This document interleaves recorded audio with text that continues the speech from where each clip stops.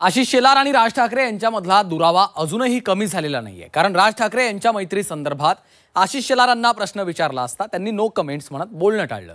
त्यामुळे आशिष शेलार अजूनही राज ठाकरे यांच्यावर नाराज आहेत का असा प्रश्न उपस्थित केला जातोय।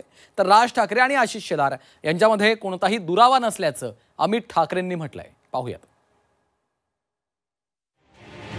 माझ्या दृष्टीने माझे वैयक्तिक मित्र वगैरे होते, तो विषय संपला। ज्या पद्धतीची टीका त्यांनी साहेबांवर केली त्या टीकेला ते उत्तर होतं। माझ्या दृष्टीने तो विषय तिथे संपलेला आहे। साहेब आणि आशिष शेलार सर खूप जुने मित्र आहेत, त्याच्यामुळे ज्या टीका होतात त्या मला वाटतं राजकीय होतात। No comment. राज ठाकरे आणि आशिष शेलारांची मैत्री सगळ्यांनाच सर्वश्रुत आहे। मात्र ठाकरे बंधू एकत्र आल्यापासून या दोन्ही मित्रांमध्ये दुरावा निर्माण झालाय। दरम्यान या दोन्ही मित्रांमध्ये पडलेली फूट राज ठाकरेंचे पुत्र अमित ठाकरेंनी दूर करण्याचा प्रयत्न केलाय। राज ठाकरे आणि आशिष शेलारांमध्ये कोणताही दुरावा नसल्याचं त्यांनी स्पष्ट केलं।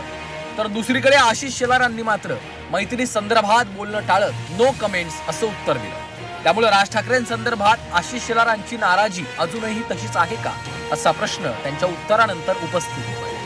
आशिष शेलार हे आणि ठाकरे घराण्याचं विशेषतः राज ठाकरे यांचे विशेष जवळीक आहे, ती दूरसर झाली होती। आजच्या या भेटीमुळे पुन्हा एकदा ती वैयक्तिक जवळीक निर्माण झाली आहे का? नाही, असं मला वाटत नाही कधी असं ते दुरावले होते। मला वाटतं ते साहेब आणि आशिष शेलार सर खूप जुने मित्र आहेत, त्याच्यामुळे ज्या टीका होतात त्या मला वाटतं राजकीय होतात, कधी असं वैयक्तिक टीका होत नाही। मनसैनिकांकडनं काही वक्तव्य झाली, त्यामुळे बऱ्याच कालावधीमध्ये तुमचे मित्र असलेले राज ठाकरे यांच्याकडे तुम्ही जाताना येताना दिसलेला नाहीये। अमित ठाकरे यांनी तुम्हाला गणेशोत्सवाचे निमंत्रण दिलंय का? आणि मुळात या विधानसभेच्या कालावधीत दोन मित्रांमध्ये जो दुरावा निर्माण झालाय तो येत्या कालावधीमध्ये मिटलेला आम्हाला बघायला मिळेल। कुठेतरी आवडसे दिया गेलाय असं नो कॉमेंट। No comment.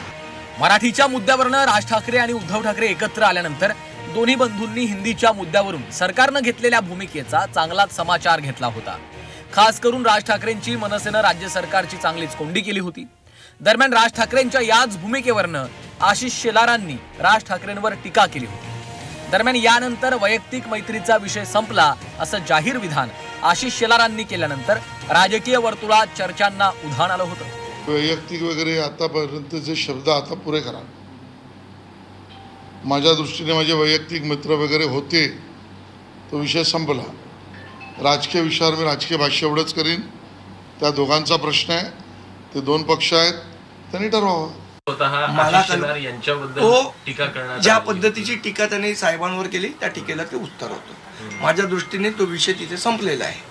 ह्याच्या पुढे जेव्हा राजकीय टीका होईल आम्ही राजकीय उत्तर देऊ, वैयक्तिक टीका करू नये ही आमची भूमिका होती। अमित ठाकरेंनी सांस्कृतिक मंत्री आशिष शेलारांची भेट घेतली आहे। दरम्यान या भेटीत त्यांनी गणेशोत्सवातील परीक्षा पुढे ढकलण्याची मागणी केली। तर गणेशोत्सवाला राज्य महोत्सवाचा दर्जा दिल्याच्या निर्णयाचंही अमित ठाकरेंनी स्वागत केलंय। आशिष सरांनी गणेशोत्सवाला राज्य महोत्सवाचा दर्जा दिला, राज्य महोत्सव म्हणून घोषित केलं। ते घोषित केल्यानंतर आमच्याकडे काही तक्रारी आल्या की काही खाजगी कॉलेजेस असतील किंवा शाळा असतील तिकडे परीक्षा घेतल्या जातात। हा सगळ्यांचा उत्सव आहे, त्याच्यामुळे सगळ्यांनी तो आनंदात साजरा केला पाहिजे। आपले बरेचसे लोक कोकणातून येतात, तिकडे गावी जायचं असतं त्यांना, आई वडील गेले तरी पोरगा इकडे किंवा मुलगी इकडे परीक्षेसाठी थांबली तर कुठेतरी ते तणावाचं वातावरण असतं।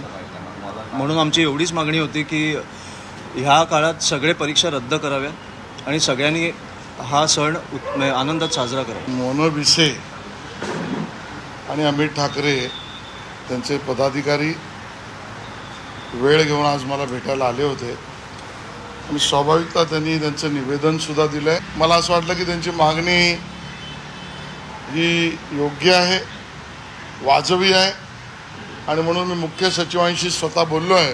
2 दिवसांपूर्वीच राज ठाकरेंनी वर्षा निवासस्थानी जात मुख्यमंत्री फडणवीसांची भेट घेतली होती। या भेटीत त्यांनी टाउन प्लॅनिंग संदर्भात चर्चा केली। तर आज अमित ठाकरेंनी गणेशोत्सवासंदर्भात आशिष शेलारांची भेट घेतली आहे। मात्र ठाकरेंच्या या भेटीगाठी खरंच याच मुद्द्यावर झाल्यात का की यामागे अजून काही राजकीय गणितं आहेत असा प्रश्नही उपस्थित केला जातोय। मनोज कुलकर्णी, झी 24 तास।